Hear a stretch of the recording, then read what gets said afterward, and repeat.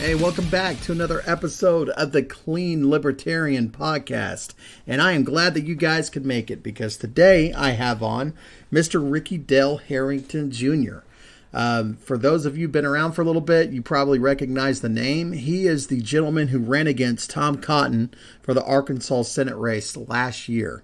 And what drew me to this guy is that he has a way of presenting himself like he's a minister, right? So he's got this kind of, I don't know, meek and mild tone about him, but he's also like bringing some heavy hitters, man, to the mic. I don't know. There's something about the way that this man can spread the message of liberty that is inspiring. And so I wanted to kind of sit down and talk to him about how he came into the political arena and also talk about his upcoming governor race in Arkansas. So sit down and enjoy the conversation. Here is Ricky Dale Harrington Jr. All right. And I am here with the one and the only Mr. Ricky Dale Harrington. How you doing, sir? Doing well, Drew. How about yourself? I'm doing well, man. I'm really excited to have you on. For those who know you, who watched you in your last race, there's something about watching somebody with such a humble and meek attitude get up and portray libertarian talking points in the manner in which you did. And it's inspirational. And I really wanted to have you on here to kind of discuss some of that, discuss like who you are as a person, because man, that's what we need more of, in my opinion. You know, we have everybody's really good at that one thing. You know, you got some people who are really good at combating talking points. You have other people who are good at kind of like reaching across the aisle and grabbing people, but you have this like unique ability to do both. You have this ability to kind of combat some of these horrific ideas that we hear coming out of, like the delegation from your state, but also you have a way to reach across the aisle and really touch home to some people. But before we get into all of that, can you give us a little background? How did Ricky Dale Harrington come to be?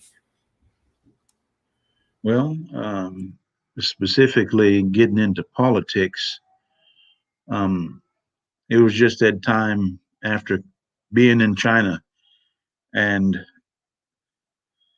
it was difficult, yes, but I went there as a missionary, and we had to go under the guise of being university teachers or English teachers because they don't issue missionary visas. Every church has to be registered with the government there in China, and if you want to become a pastor or something like that, you have to go to state-sanctioned seminaries. And so, it was a lot of observing some of the things that they have over there. And then I was observing the presidential race from afar. And it was just a combination of a whole lot of things that kind of leaves people wondering, okay, what do I do next? So what should I do? And I saw some of the moves that the president of China was making, and I called most of the moves that he made right. And so I'm coming back home, and right now I'm trying to tell everybody that we need to step away from this hyper-partisanship and this confrontational way of dealing with politics. Open up a history book. It always ends the same way. It ends in bloody conflict. And we don't have to do that. We don't have to go that route. And so it's going to take a lot of people who do not want it to go that route to come together to start compromising and stop letting the for-profit media pump us up into, fomenting that we're ready to fight one another. And we see things that we saw, like what happened in January. Regardless of what you may think about it, you need to think about the detritus of what can happen. Right. So what was your, prior to the trip to China and prior to, your involvement in that, had you heard of the Libertarian Party before that, or what drew you to the LP specifically, I guess? Well, I've always had anti-authoritarian ideals. Way back before um, being against police brutality was a fashionable thing, um, I was against it before I got heavily into politics. And so for me, libertarianism, the draw to it for me was the idea of making sure that the government does not cross the lines that are laid out for it not to cross, that it's not authoritarian, that it doesn't become fascist or despotic in any sense, because we say we're supposed to be a country of liberty and freedom and giving people the opportunity. Well, you're not giving it to them; it's out there, so to speak, for the nitpicking folks out there. It's out there. You got to grab it yourself. The whole Americana bootstrapping, idea Right. that permeates our culture. So for me, I had a friend that introduced me to, hey, there's another candidate that's not one of the main two candidates out there, Gary Johnson. And so I started looking into Gary Johnson's campaign, and I took the leap of faith, so to speak, and joined the party. Voted for Gary Johnson, but for me, it's a simple thing of being anti-authoritarian. And yes, a person can be Democrat or Republican and still be an anti-authoritarian, but I think the Libertarian Party has positioned itself, or can position itself, and should position itself as the put the flag in the ground. We're the anti-authoritarian party. We're the party that makes sure that power doesn't corrupt, and those that do have power do not abuse the citizenry. It's Right. just that simple for me. I like that. I mean, that's a solid point, man. I mean, that's why we are here. So Gary Johnson comes along, and you start, linking this up. Now, correct me if I'm wrong, but was it 3 years ago that the LP Arkansas made it on the ballot? Well, we have not made it on the ballot per Arkansas law, but we have to collect signatures, and right now that's what we're doing. We're collecting. We have to get 10,000 signatures as a party to gain ballot access. Okay. And we're going through that, collecting signatures, and they've been successful getting on the ballot. The party, they've been successful. I wouldn't have run the last race or been able to be on the ballot. Of course, we had to sue because they passed another law trying to increase the signature threshold, Right. and I was a part of that lawsuit with the party so that we could get on the ballot. It's just disgusting tactics that they use, man. And I think that there's a lot of people who look and say, oh, third party and viable. It's like, well, I mean, you're making it to where we're not viable. I mean, look at all the legwork and the resources that we have to spend. Oklahoma, like there has been a many years and many dollars that went into getting us onto the ballot. Now, thankfully, we were able to pass that glass ceiling to where we've had some really great candidates come along. We had Chris Powell come, and he did really great, and that secured us for a number of years. Todd Hagopian in his last race for county or corporation commission, he did insanely well, and so we're good. And I know y'all will get there, but I understand getting to that point can be frustrating. So where are you at on signatures right now? Do you know? Do y'all have an exact number, or have y'all reached the threshold? I don't have an exact count right now. We do have a lot of people, a lot of volunteers going out, and the call to action that I made the other day.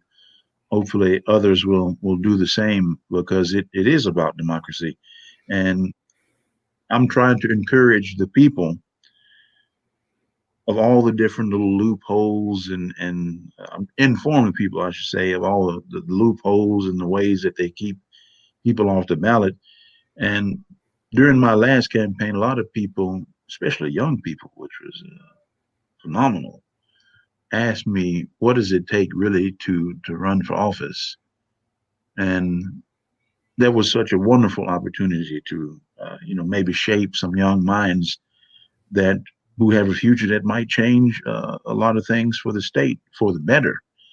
Hopefully for the better, of course, because as with anything, when it comes to power, it does have a way of corrupting people. And you'd be surprised how something as simple as it's a map pencil, how this can be an object of power in the prisons. So if something that small can be an object of power in one little ecosystem, I mean, think about the type of power our elected officials have.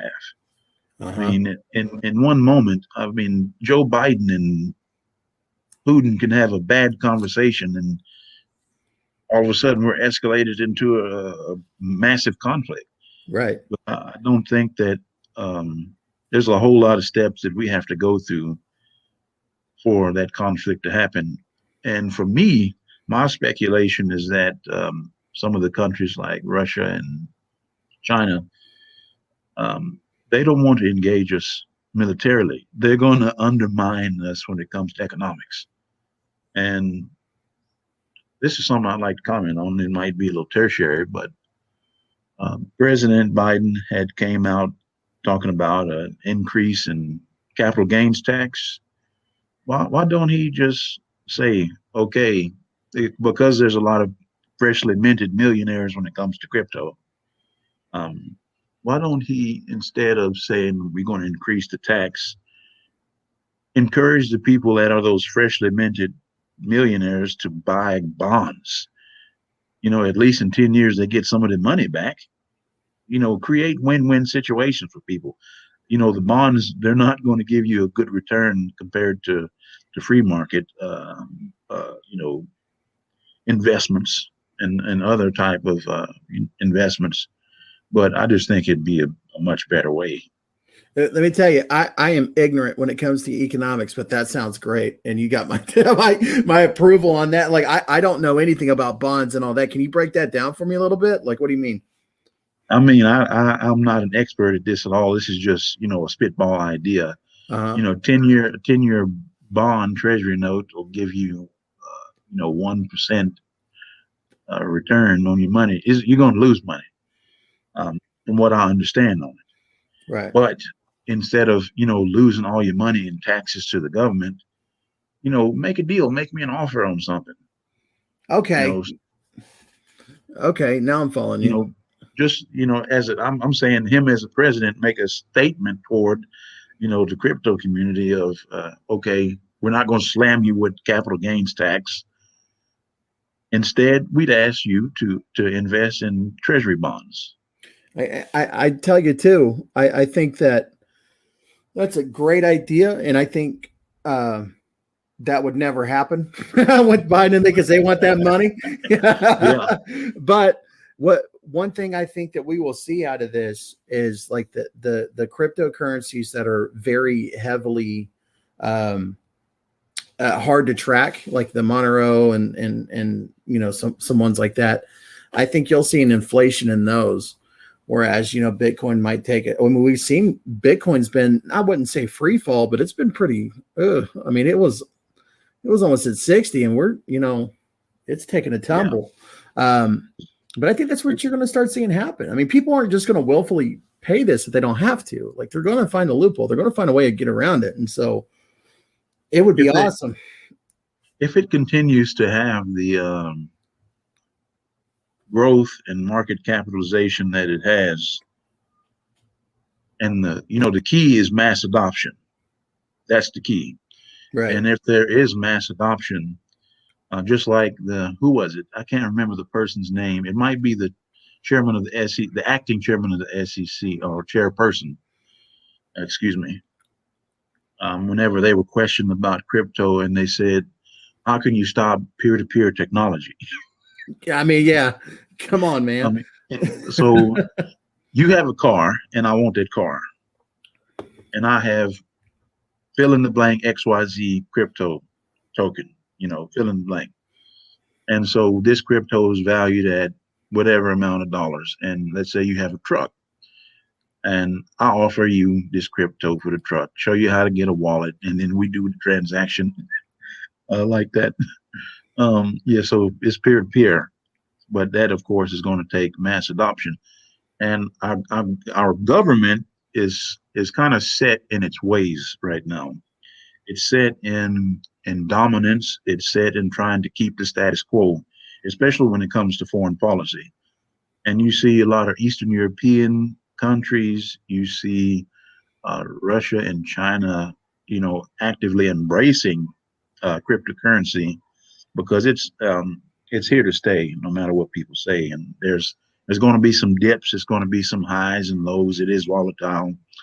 I'm not an expert in saying this, but this is just my speculation on how they are engaging with us. Because regardless of what people like to think, United States of America does have an economic, political, and military hegemony in this world. How many military bases? I mean, how many countries have military bases in the United States? Oh, yeah. Yeah. Zero, right? I mean, we might invite other military personnel to the states to be trained at some of our facilities, but there's no, Japanese military base in California, or there's no um, United Kingdom military base in Florida, or what have you. But we have bases all over the world. Right. So call it what it is. Yeah. That's just the truth of it. And so that pisses off a lot of people. That's how it is. If you go to another country, you're gonna find out that there are a lot of people that are angry, but at the same time, there's a lot of money that is involved with us having military bases in those countries. Yeah, and that's kind of like the double side of it, right?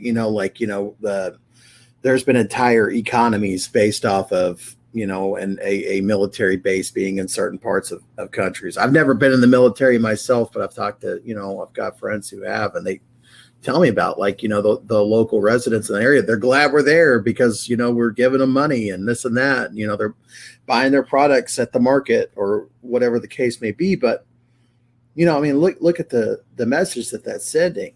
I mean, describe an empire, and you're describing the U.S., and that's not Yes. that's not at all what this country was founded to be.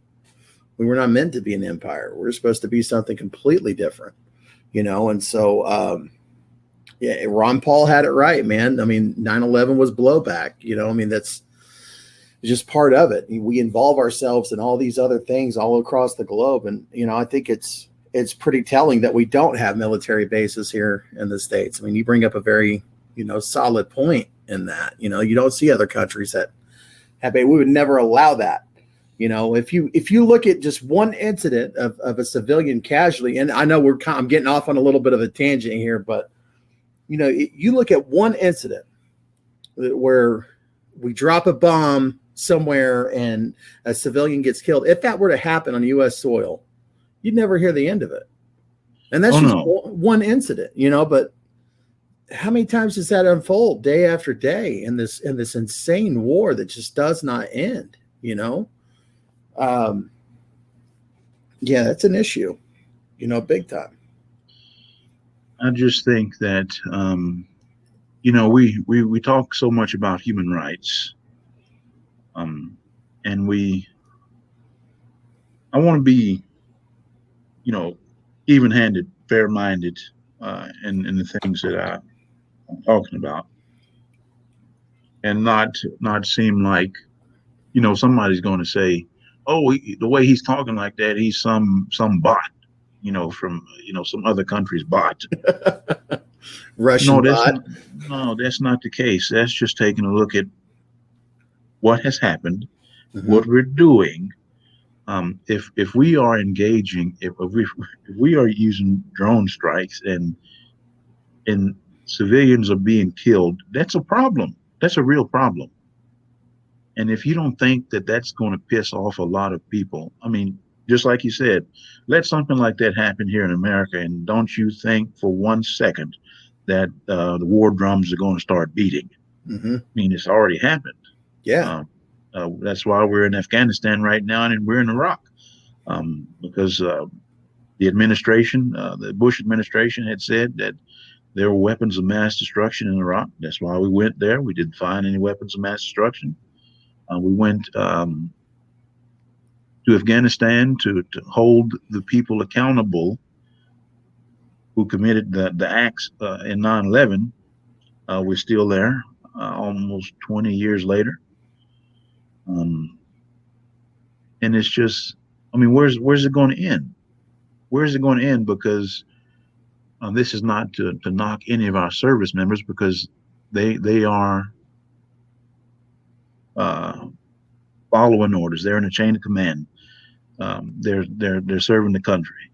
But the people that make those decisions, we need to hold those people accountable. Absolutely. I want people to understand that. Yeah, I would agree with that wholeheartedly. We need to rein in these people and let's call it what it is, man. It's the military industrial complex. You know, I mean, look at all the money we spend on just, what was that plane that they hyped up for F-35? The F-35. It just untold countless millions of dollars getting thrown billions. into this program. Billions getting tossed into this program, and we get nothing for it. And they knew it was a dog and pony show the whole time, you know. And meanwhile, we got our brothers, our sisters, our sons, our daughters, our fathers, and our mothers. They're dying, and foreign countries overseas, and their kin just the same is dying. And conflicts we have no business even being involved in. I mean, it's just it's exasperating conflicts. It's exasperating the problems that are already present. And I don't know, man, what do you have to show for it? And so I'm going to take this a step further. And, you know, when they come back here, already the VA health, you know, system doesn't work for a lot of these folks. Being involved in recovery, I see a lot of these people who come back, you know, and they have serious problems. They have a hard time coming to grips with some of the stuff they experienced over there. And so they get involved with substance abuse and things along those lines. And what do they get thanked with? Getting thrown in jail and getting a felony conviction. You know, I mean, it's just our country has a terrible history of the treatment of veterans, the people that have served. My work in Cummins, it started off as chaplain and then moved to the treatment of the inmates inside the prison and trying to help them form some type of life for themselves while they're serving their time and paying their debt to society. God bless you for that, by the way. 10% of the men that were incarcerated at Cummins were veterans. There were some Vietnam veterans there. One guy was a tunnel rat. So that's, you know, going in those tunnels with a 1911 and doing some of the most bloody conflict that any human being could ever imagine. And then coming home, how are you ever the same person? Just think about some of our brothers and sisters that are infantry. My friends, they told me about the infantry training. You're trained to go and kill America's enemies. Go kill. I remember my friend telling me right after he got out, man, I'm ready to go kill. I'm ready to go kill. And they go over there and they do the duty. And how do you turn that switch off? How do you turn it off? And it's not to excuse any of the horrible things they've done to other human beings, but there needs to be a little bit more mental health treatment and more involvement in trying to help our service members decompress from what they have done for our government on foreign soil, or any other thing. You know, there's a lot of people that have been sexually assaulted, male and female, in the military, and that needs to be very clearly stated there, male and female. So whenever we talk about sexual abuse, it happens to all people. You know, it happens to, you know, both the sexes. And you know, I'm saying this from being a prison chaplain, trying to carry out you know, policy when it comes to the, you know, Prison Rape Elimination Act. And so you know, having to talk to another man that has been raped by another man as a man was one of the um, allegedly, I should say. Let me put that on there. Allegedly, it was extremely bizarre. I can imagine that's a pretty heavy conversation to have. You know, And it, but anyway, the whole philosophy. Of course, I'm a pastor. Um, we have to be better human beings, and according to my faith and the way I believe, the only way to be a better human being is to be under the lordship of Jesus Christ and dedicated to helping others according to how He has commanded us. He's commanded us to love one another just as we love ourselves, and to right. love God, all heart, mind, soul, and strength. So, that's what I'm about. And even outside of this politics, that's what I'm going to be about. That's a noble cause, man. I mean, it's the thing is that there's a lot of folks who feel that way, right? So there's a lot of people. I mean, I'm Southern Baptist upbringing, but there's very few who feel drawn to that, who actually get up and do something like go into a prison and do that type of ministry. Because I've been to jail, never been to prison. I've been to jail several times though, and I could tell you that the better part of my week, month, whatever it was when the chaplain came through, and it was just like a way to escape that surrounding, for at least a little bit, man. And here's some actual hope. I know we're kind of bouncing around topics, so I kind of want to go into the criminal justice thing if you're cool with that for a minute. But that's kind of one of those things that's where I take it real passionate. That's where I'm most passionate about is criminal justice reform, right? And recovery, ending the war on drugs, so on and so forth. But you put a bunch of people in jail for having a substance abuse disorder, and you confine them with one another and give them no real outside help, and the Oklahoma County jail, which is where I was locked up, they had this horrible knack where once you got released at like 2:00 in the morning. And yeah, every time I never got released during the day. It was always 2 a.m. and it's downtown Oklahoma City. Nothing's open except for the, getting spots, and you're told to go be good. And so it's kind of like this counterproductive type of system that they had going on. But, there would be those chaplains who came through and talked to us. And it would be the first time that somebody had talked to me like a human being in a while. Because up to that point, I'm just dealing with other addicts. I'm dealing with COs. I'm dealing with jailers and this and that. But when that chaplain came along, sat down and talked to me like I had value. Like there's something to that, man. Like there was something to that dialogue that I absolutely benefited from. And I mean, hats off to you, man, because I know that's brutal going in there. It's rough. If opportunity presents itself again, I'd go do it again. But there's also another caveat there in that the policy is for the Arkansas Department of Corrections. Let's say someone wants to go do something. They want to go do anything. They want to do something positive for the population there. They walk inside there, they lose all the rank that they had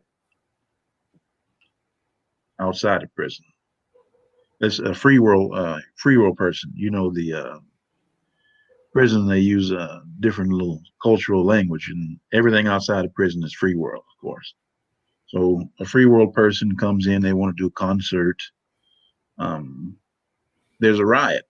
There's a hostage situation. That person can't be used as a bargaining chip. Even the director of the Department of Corrections couldn't be used as a bargaining chip. So it's real dangerous inside prisons. They could blow up at any moment. It's Absolutely. Yeah, absolutely. There's gangs there, obviously, and a lot of white supremacist gangs started in prisons. Um, the Aryan Nation, if I'm remembering correctly, it started in the Texas Department of Criminal Justice. Their prisons there, and there's a war. I had to deal with. I'm calling out my name. Uh, I had to deal with them for about a month. Whenever I had kicked out a major and a captain from one of the barracks, preparing some of the men to re-enter society. They call it Think Legacy in Department of Corrections.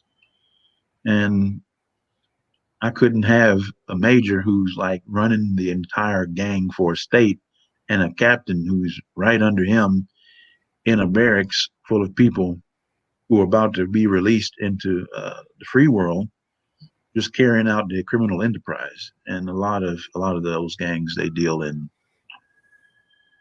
methamphetamines, but you wouldn't have that type of environment where you have these large cartels.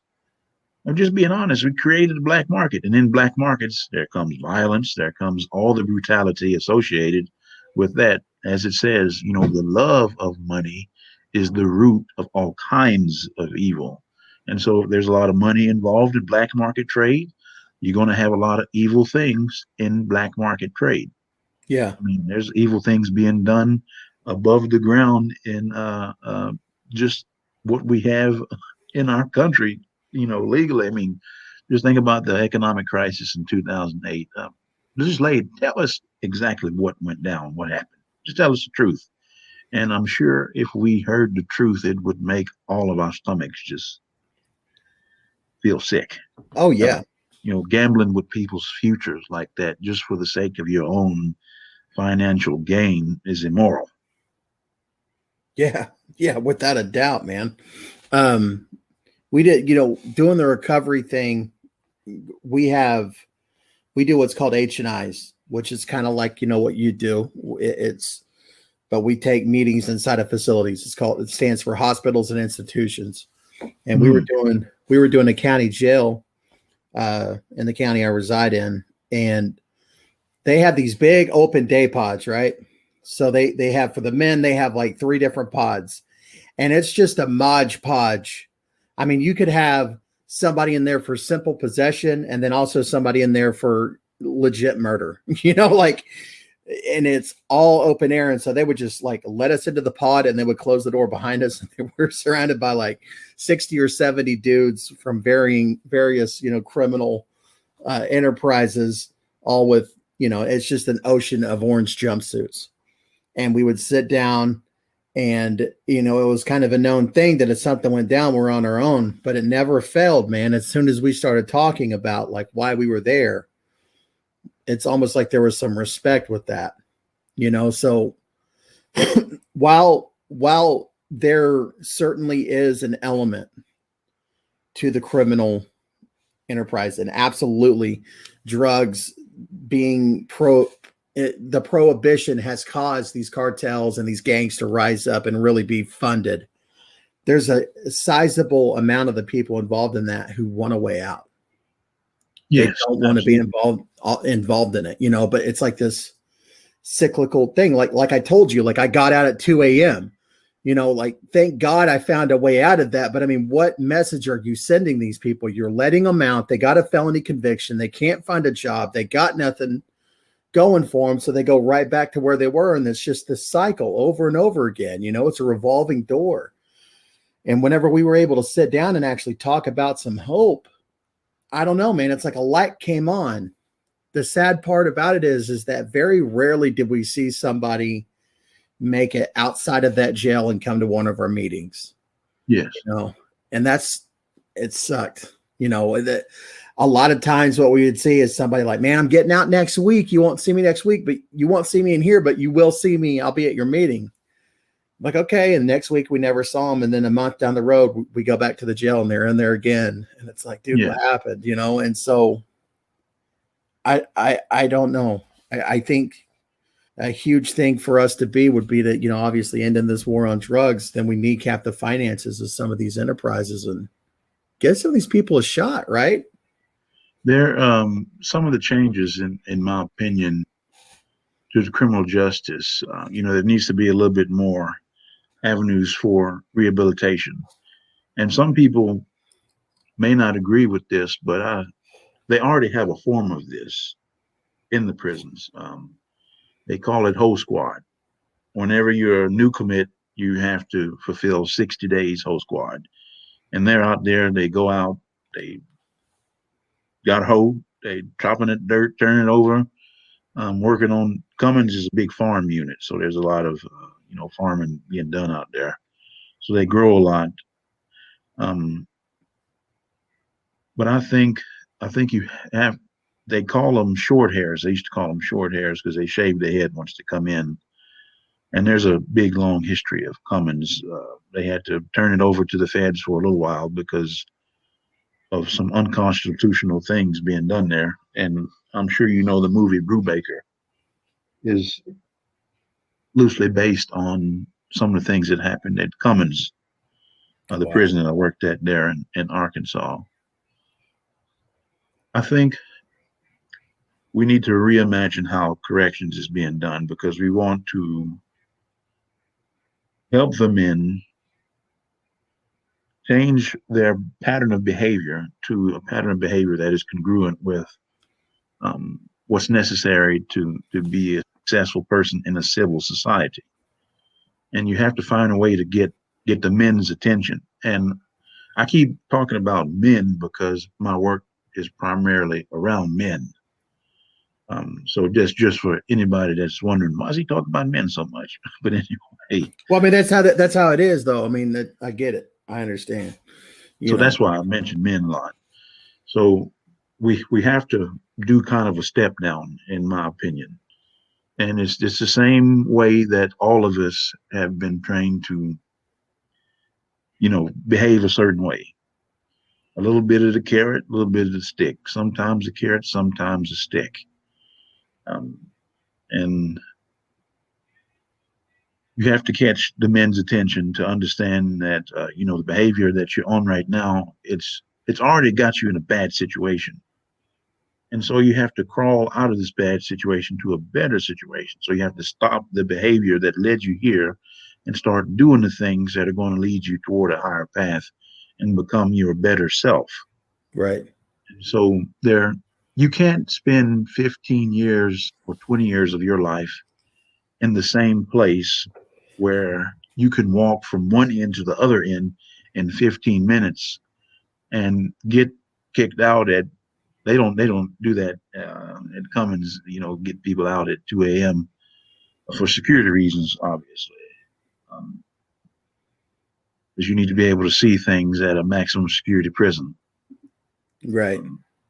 So I would say, having take a person from the maximum security, if they're on good behavior, move them toward a little bit more freedom. They already do something like this, but it needs to be more progressive and it needs to be aimed towards success in the free world.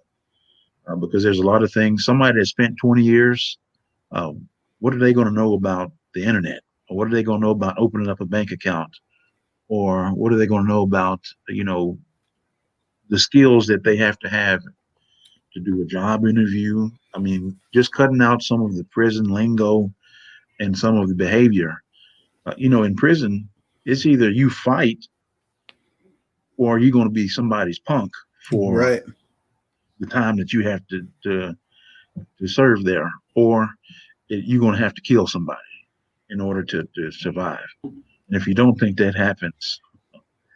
Oh yeah. I got a very close friend of mine who went in for some auto burglary rap. He was 17 at the time, charged him as an adult. He was going to do handful of years and get out. Wound up in that exact situation, ended up having to kill somebody, and he ended up doing 20 calendar years, and he got out. And let me tell you, he went back a couple of times after that. Thank God he's doing good now. Like he's gotten his feet in recovery. But let me tell you, like his entire life he missed his daughter growing up. He missed an entire lifetime worth of moments that are gone because he was behind those walls. You know, he couldn't get out. And it got to such a point. He told me that his last 5 years on that 20-year rap, he just stopped accepting mail. He didn't want to hear about it because he didn't think he was ever going to get out again. You know, he thought this was it. And so he stopped accepting mail from his daughter, stopped accepting mail from his parents, like had no desire whatsoever to even be connected with the outside world. And, you know, I deal a lot with people who are institutionalized. And, you know, he mirrored this same concept, and I hear it a lot, is that for a lot of these guys, they spend so much time in a facility like that where it's like they're afraid of the outside because they don't know their boundaries out here, right? Whereas like there's a code of conduct on the inside of those walls that they know exactly where they stand at any given moment on any given day. Yes. But out here, it's not like that. Out here in the free world, it's not like that, you know? And so, whereas they hate being locked up, it's this kind of like comfort for them almost, you know? And it's just sad, man. Like that's what we're doing to people, you know? Yeah. I mean, especially when it comes to, you know, low level offenders and, you know, people with drug possession charges. I keep this always stays on my mind, and it was a story from another chaplain and what he told me, and it's just stuck with me. It's still to this day.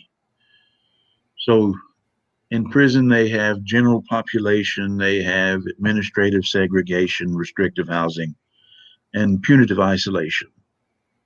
And sometimes in punitive isolation, they'll have people in they'll bunk up to a cell in punitive isolation. So this one inmate wanted to be by himself. He said, if you bring anybody in here, I'm gonna kill him. I'm gonna kill anybody you bring in here. And so they brought in this young man. I can't remember what charge he had, but it was something that could have been handled outside of our particular way of dealing with the criminal justice system. Or if he got a charge and it wasn't but a 1-2 year service that he had to do in prison. Well, he did something, I don't know what he did, ended up in punitive isolation in that cell with that dude, and he got killed. And the dude was banging on the cell, you know, the bars there, yelling for security, for the correctional officer to come get him because he just killed him. So there's some dangerous men in there. Mm-hmm. And so this person that just had a 2-year sentence went in there and got killed. You know, a short sentence, real short sentence. And there's been other people that were just about to get out, and I've talked about K2 and spice or whatever you call it. You know, there's a bunch of different names for it, the synthetic marijuana. And it was coming in, and there's only a certain avenue that drugs come into a prison. Come in through visitation. They come in through security or staff, dirty staff. Yep. Drones, dropping drones, or drop outside for whole squad to bring in. They do those type of things. And so, I mean, imagine just that cheap $10 phone from the dollar store going for $700 in the prison. And so that creates an incentive for dirty staff to bring in things. Oh, yeah. I mean, just drugs and all kinds of things. There's a big, huge economy inside those prisons, and there's people that control it, and it's just not good. No, that's the guy with the 2-year sentence getting killed, man. That's just, if you were the guard that put that guy in that cell, you know, if you were the guard that fell on your cell, how do you sleep at night, man? You know, like, and probably, I'm thinking about some of my colleagues, and they all were trying to do their job. I mean, corrections is totally different from free world policing. Yeah, it's a lot of de-escalation. And I was talking to, you know, there are some correctional officers that are also part-time free world police officers. There's not a lot of them, but there are a lot of people that come in through corrections and then they go to free world policing. But generally, the people that were trying to go for free world policing but ended up in corrections, to become a law enforcement officer, they didn't last long in working in the prison, because you got to use your mind a lot. It takes a lot of mental toughness, and you have to de-escalate. Because again, it could blow up at any second, and there are plenty of riots that happen there at Cummins. So you have to be real crafty, and it takes a lot of flexibility with the inmate population, because of course there's obviously more inmates than there are security staff. But so some of the correctional officers that I talked to, they had little jokes for people that wanted to be law enforcement. They couldn't cut it in corrections, and they go out to the free world to be police, because you don't have a gun on your hip. You're not going to have a taser on your hip. You're not even going to have a nightstick on your hip. You have that chemical burst, and that's usually deployed whenever it's an extreme situation, because as soon as you try to spray somebody else, you can also spray yourself. And Right. It has happened. There were some officers that had it taken away from them and got sprayed by inmates. So, ouch. It ain't easy in there. It's not easy. Right. Yeah, that would be all bad, man. You're trying to handle a situation, you end up getting blasted yourself. My God, that'd be terrible. So let's get on to let's kind of maneuver into you just announced and you kind of hinted at it, but you're running for governor of Arkansas. Tell us about that. What's your image? What do you want to see happen? What out of a governor seat from you? Well, I want the governor is an executive and administrator of the state government. That's pretty much all it is right there. Just coalesce all the high $10 words, just coalesce it to what it is. It's an executive administrative position. It's like the CEO of the state. I'm just trying to put it simply. And so, for me, what I'd hope to do in the state is to simply let the people rule. Is the slogan, I guess you could say. We want to get people's input on the things that need to change in the state, rather than one party or the other party, domineering through force of legislation or force of any kind of influence, and then trying to, get more power for themselves or for their cronies or whatever type of group they're in. And the people are, I hate to put it this way, when it comes to politics in America, when the Democrat or the Republican, your average American, it's kind of like, being the child in a custody battle, and mommy and daddy are not acting like adults, and they're using you as a bargaining tool for one or the other one to win. Right. And that's kind of like what our politics is right now. And so what I want to do is give the people the rightful power that they have.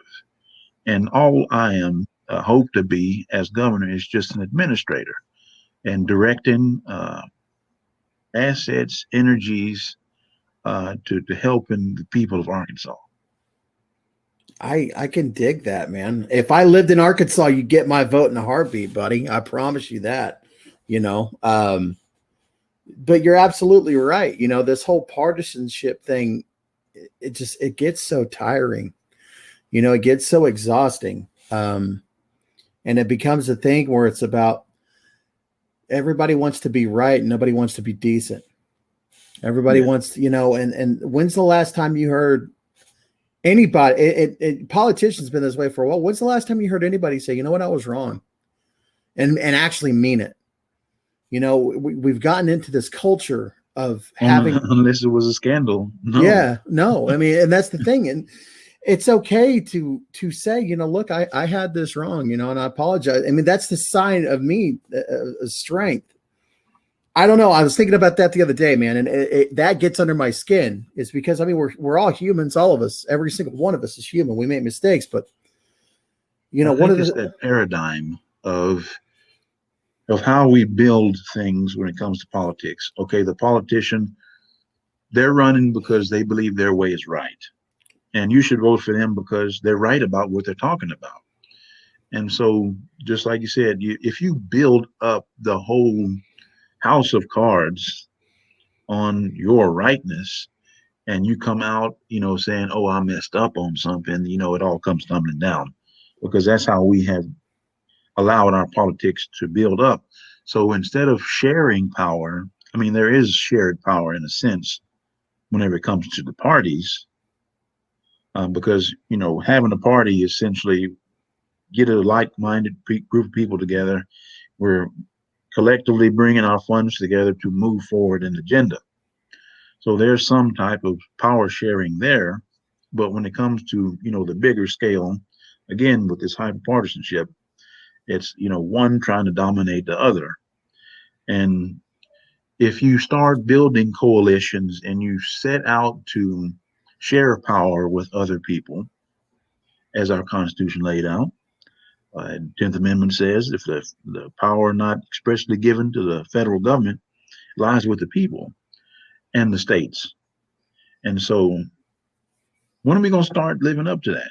right. I mean, it's just in human nature for us to, if I get a little power, I want a little bit more. And it takes, in order to just like in Lord of the Rings, they're right there after they fought at the beginning of the Fellowship of the Ring. And Elrond, that's the name of the elf there? Think so. That Hugo Weaving played. And he was telling Isildur to throw the ring, destroy it. I mean, he could have just destroyed it right there, over and done with. But the allure of power just grasped his heart. And that analogy is translate right into everyday life. And none of us are immune to this. In order to be immune to it, it takes everyday work on your character, everyday work on your integrity, everyday work on your principles, to where whenever you are faced with that type of adversity or challenge, you can stand up to it because it's already in your heart. It's already in your mind who you are. So whenever you're faced with it, it's nothing for you. You're inspiring me over here, man. I love you, dude. You got this way of talking about that. That's awesome. Man, you got me fired up. I might just move to Arkansas just to vote for you. How about that, man? So what are your campaign plans? What's that looking like? Are you gonna hit the road, start visiting the various counties in Arkansas, or you gonna kind of satellite that out? Like, what's your approach going to be? Just out of curiosity. Well, I like to get out and talk with people. We're going to try to hit up all 75 not states, but 75 counties in Arkansas, and talk to people and let them know what the plan is. It's a simple plan, as I stated. I want to be an administrator working for all the people of Arkansas, and not just, what my plan is, but I want to hear what the plan of, the people in Baxter County is, or the people in Chico County, or the people in Desha County, or in Hempstead County. What is the plan for Hempstead County? And what can I do as governor to help the people of Hempstead County, the people of Miller County, of Pulaski County be more successful? And that's it. Man, that's awesome. I'm going to, whenever we wrap up, I'm going to get you in touch with somebody out in my neck of the woods, Chris Powell. That man is there's some people who can look at statistics, voter statistics, and they just enjoy it. I'm not one of them, but he is. So he was our gubernatorial candidate in 16 and I'm sorry, in 18, 16, 18, one of the two. Sorry, you have to forgive me. 18, that's what it was.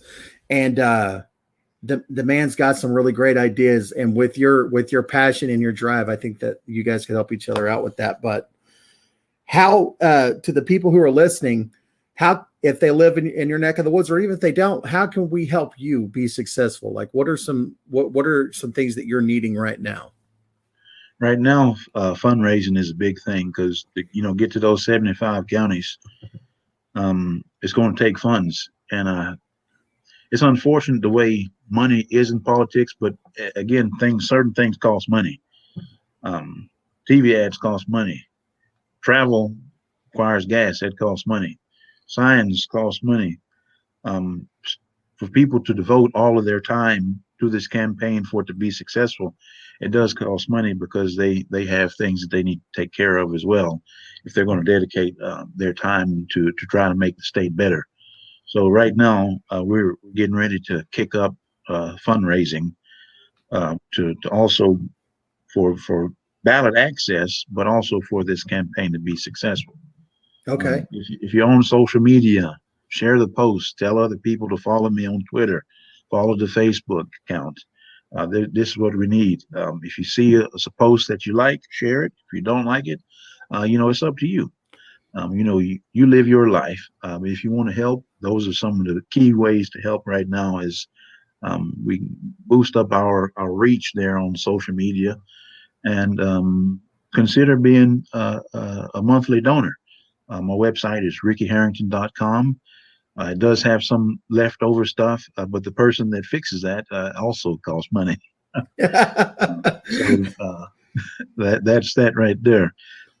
Consider giving $10 a month if you can spare it. $10 a month, right there on the website. You can go there and make a donation through Anadot, and we'll be on the road to running a professional campaign and giving the other candidates a run for the money and let the people of Arkansas know who else they're going to have on their ballot.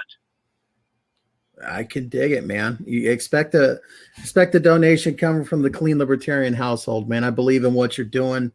I hope to see you do really well in this race. I know that you can do it. You have a way of talking, and I hope that eventually you get to a place to where you're able to kind of teach other candidates how to carry themselves in the way that you have, man. Because like I said, you're inspirational. So, Ricky, thank you so much for coming on. So I'll put your links in the show notes. Is there anything else you want to plug before we get off here? I just want to appreciate you, Drew, for letting me come on. It has been an absolute pleasure talking with you. Anytime, man. I'll have you back on. I promise. All right. All right. Well, you have a good one now. Same to you. God bless. All right. Thanks again to Mr. Ricky Harrington for coming on and talking to us. I will drop the website in the show notes page. If you are from, the Arkansas area, or if you have the means to be able to donate, man, hit him up. Like it is going to cost quite a bit of money to get around the state, but the man has a very real shot. His race got national attention, in 2020. So he's already got his foot in the door. This is a viable candidate, and he's got a way of sharing the libertarian message where it's positive. He's reaching people who a lot of us probably wouldn't be able to reach.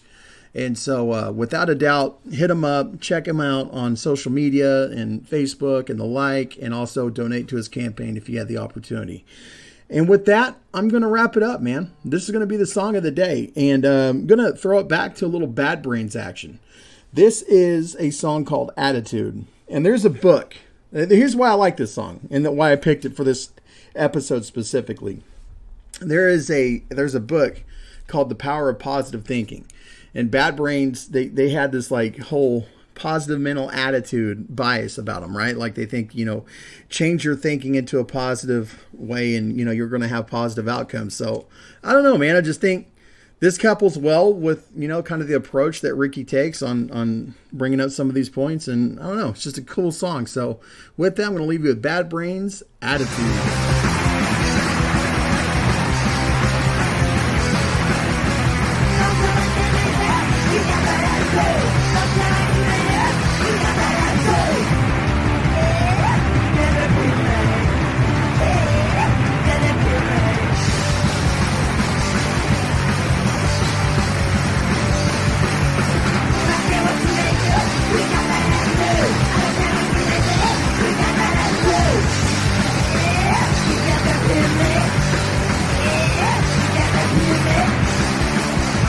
You're